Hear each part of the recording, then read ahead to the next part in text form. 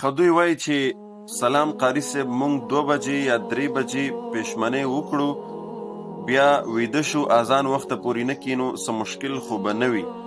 نه هیڅ مشکل مطلب یعنی ګناه خو پکې نه وي، ګناه پکې هیڅ نشته. خو یو خبره زه تاسو ته وکړم که زما دا خبره مو منله نو ډېره فایده به پکې ستاسو وي. الله دې تاسو توفیق درکړي چې زموږ دا خبره ومنئ. هغه دا چې د پېشمنۍ دغه وخت انتهایي قیمتي او انتهایي د برکت والا وخت دی. که تاسو پېشمنۍ 2-3 بجې وکړئ او بیا ویده شئ، یو خو تاسو یو نقصان دا وکړو چې دغه قیمتي او د برکت والا وخت تاسو ضایع کړو په خوب باندې.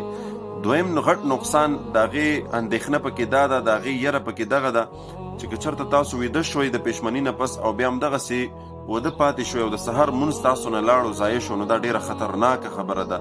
روژه کې که چېرته یو مونځ الله یو په اویا کوي، خو دې خبرې ته هم تاسو سوچ کوئ که یو مونځ مونږ او تاسو نه قضا شو، په هغې به الله مونږ او تاسو ته سزا څومره راکوي.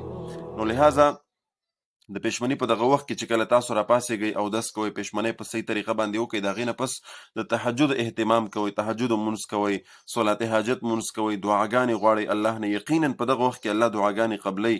الله د اولني اسمان ته راغلی اواز کوي، غواړئ چې ما نه څه غواړئ چې زه یې درکړمه.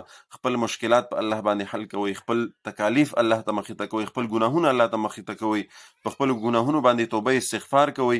څومره مشکلات چې ستاسو یې الله ته مخې ته کوئ، انشاءالله په دغه وخت کې به الله درته ختمي، الله به ستاسو دعاګانې قبلوي او دا یو ډېر برکت والا وخت دی. الله دې موږ او تاسو توفیق راکړي چې د دغه وخت اهتمام وکړو.